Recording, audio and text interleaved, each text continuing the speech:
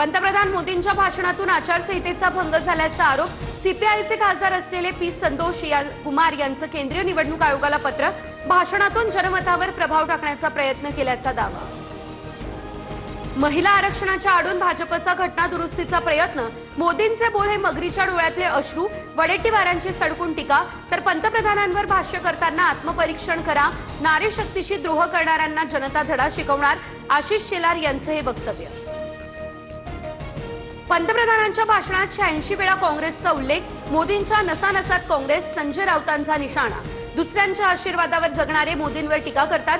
राऊतांनी स्वतःची पातळी तपासावी। शिरसाट यांची टीका। भोंदू अशोक खरातला 5 दिवसांची पोलीस कोठडी। 5व्या गुन्ह्यात खरातला 23 एप्रिल पर्यंत पोलीस कोठडी सुनावली। नाशिकमध्ये टीसीएस धर्मांतरण प्रकरण। केंद्रीय महिला आयोगाचं पथक 2 दिवस नाशकात।